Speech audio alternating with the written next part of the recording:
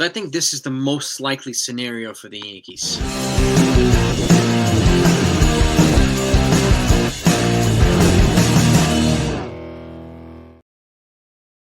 What's going on, everybody? Hope you're doing well. So there's a lot of talk, right? There's a lot of frustrated Yankee fans. The Yankees haven't done anything, and they've done a ton. Just hasn't been a while since they made a move of high magnitude. I get it. The Dodgers have been most busy lately. The Yankees are most busy early on. I get it. But nevertheless, they both addressed a lot of needs. Okay, they both have gotten better this offseason. Okay, but with that said, the Yankees still need to fill an infield spot with an infield bat. And obviously need to bring in maybe another one or two lefty arms for the bullpen, which I do see them doing. Okay.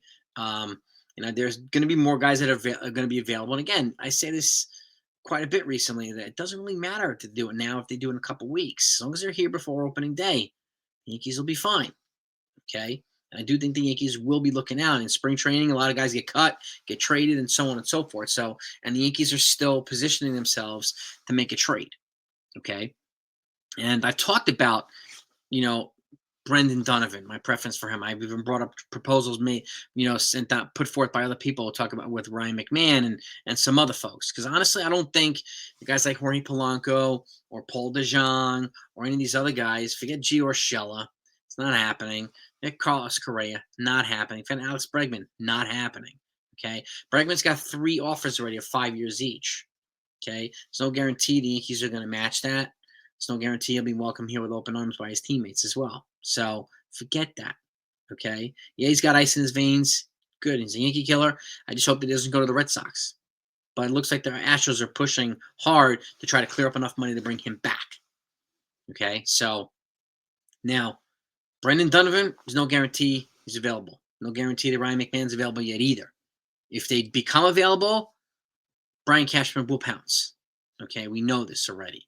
So again, if you want to know what the Yankees are going to do, make sure you sub to this channel if you haven't done that yet. And please hit the notifications as well. Just turn them on.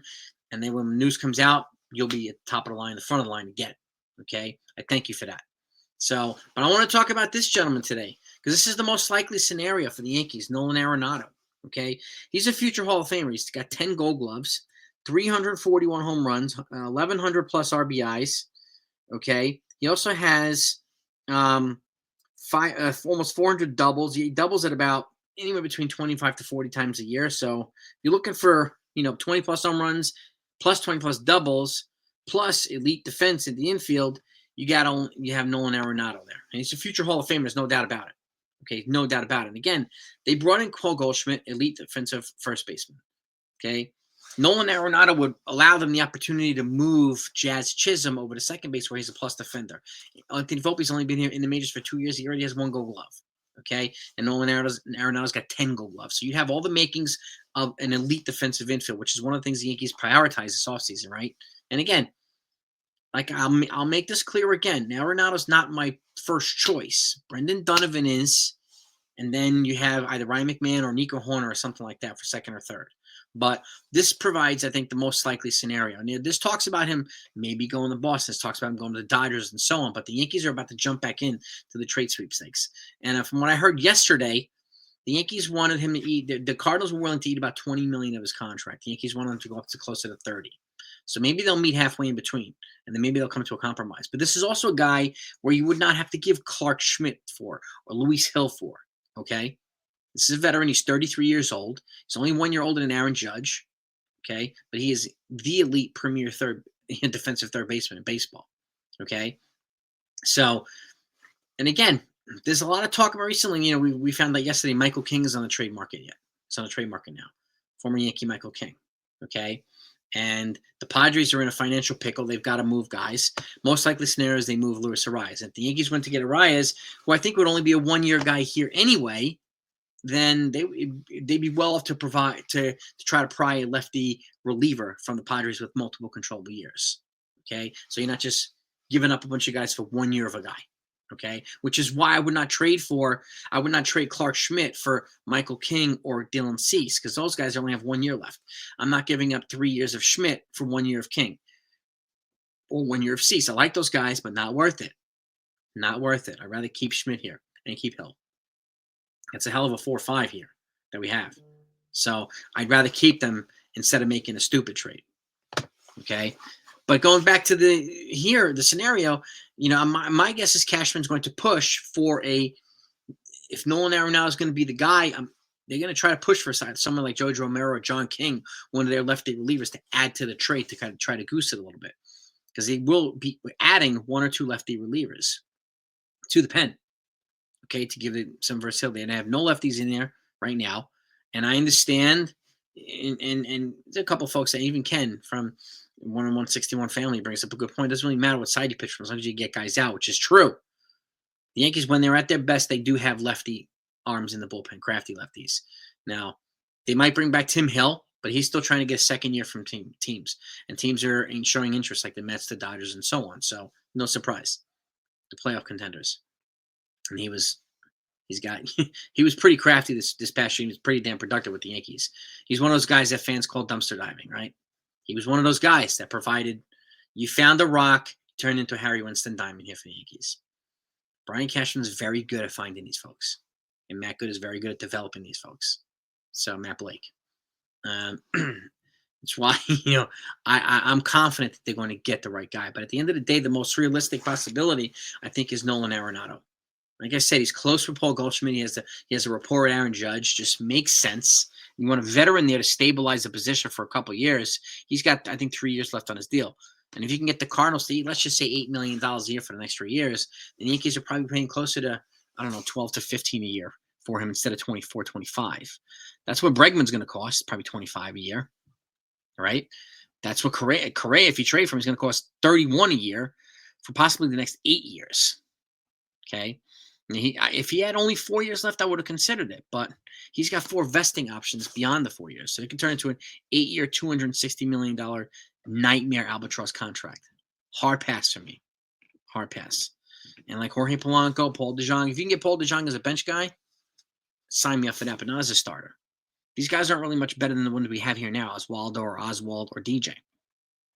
Some of those guys, I think, which could be bench players. And again, I would not hesitate to move Oswald Peraza in a trade for Nolan Arenado.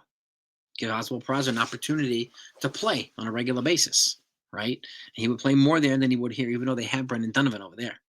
Okay, it would give them an opportunity, him an opportunity to play more, which he deserves. He deserves a chance to play on a regular basis, which he's not going to get here, unfortunately. The opportunity would have been a couple years ago. He unfortunately got hurt a few times. Just didn't pan out. So my guess, the Yankees would be wise to trade him to a place where that he's going to get an opportunity. He's earned his spot. He earns an opportunity. He deserves it. So hopefully the Yankees do right by him. But this, to me, I think is the most likely trade the Yankees make this offseason. Nolan Arenado plus a lefty reliever from the Cardinals. And then maybe beyond that, the Yankees add another, either a lefty reliever or backup catcher. And so I know there's people talking about Christian Vasquez from the Twins, but he's making $10 million a year. I think the Yankees can get a trade, sign a cheaper option in free agency, or maybe position themselves to bring up. They can use a guy like Fernando Cruz, who has major league experience, not Fernando Cruz, reliever, Alex Jackson, who they got in the trade with Fernando Cruz for Jose Trevino. And then maybe use a guy like Rafael Flores, who's one of their top prospects, and they have a stockpile of catching prospects.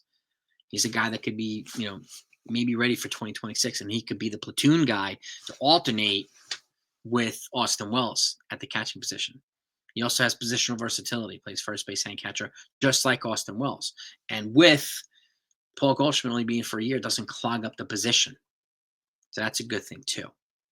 But this, to me, I think is the most likely trade. It may not be the sexy trade, and I'm not going to just pitch, trades for fluff and for clicks and for view. Not doing it. This is the most likely trade. I talk about trade proposals put forth by other people. I talked about my preference. My preference for 2 years has been Brendan Donovan, and it still remains Brendan Donovan. The Yankees can get him. Brian Cashman will be all over it. And like I said, the last couple of times this week, last week, he has not given up a single top 15 prospect in any one of the trades. So he is ready to utilize prospects in the trade for the impact player. And I would not be giving up a Clark Schmidt unless I was going to get an impact player in return with the same amount of controllable years. 3 years of Schmidt for 1 year King? No, thank you. 3 years of Schmidt for 1 year Cease? No, thank you. Okay, I'm keeping Schmidt. You give me your thoughts, gang. Let me know what your thoughts are. And again, what do you think the most likely trade that the Yankees will actually make? The Yankees are not done yet. Okay, so let's relax. Okay, and I'm not listening to the Twitter talking points, the Twitter narratives. The Yankees are done. The fair weather fan stuff. I'm not doing it. Okay, because they're not done. They've said it themselves. They're not done, and they're never done. They're really not. They're always making moves to fine tune the roster. Not every move needs to be sexy either. So stay tuned. Buckle up. Let's go, Yankee fans. Let's go.